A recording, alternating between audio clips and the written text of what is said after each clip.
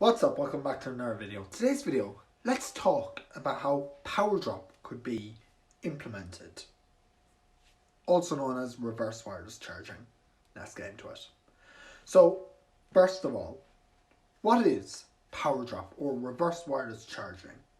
Well, this is the theory, well, it's more than a theory, that you can wirelessly charge your iPhone or smart device or your watch or your headphones, anything that has Qi wireless charging.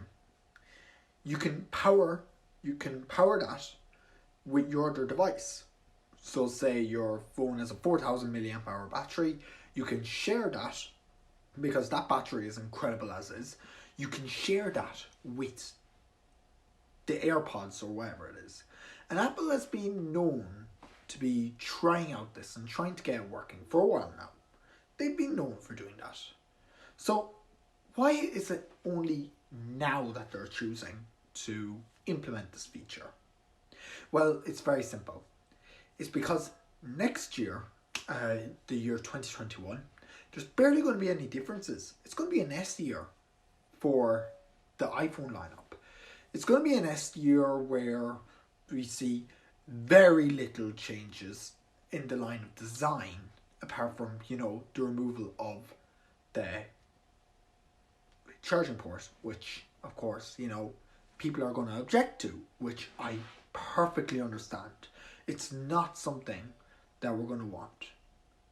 So, by giving us this power drop feature, instead of on the go, plugging in your phone to charge it up fast, just set it down on someone else's phone, because it's quite a good idea, that you can charge up your phone with someone else's or whatever. Or if you're out and about and one of your family members has it, this could work all as far back as iPhone 8, because they had a glass back. This would work on any phone with wireless charging. So theoretically speaking, if it wasn't proprietary, which Apple is known to do, this could be a feature where they could have the best power drop feature. It all depends on how fast it is. If it's a 7-watt wireless charging speeds, very good. But it's most likely going to be slower wireless charging speeds, similar to the Galaxies. Being said, I don't think this is a bad thing if it's slower wireless charging. Obviously, if you're wirelessly charging your phone, you don't really care about fast charging. But we'll have to see how that goes. So, will you pick up an iPhone with power share or power drop? Would you pick up a phone because of that? Is that something you'd be interested in? Let me know all that and more in the comment section below.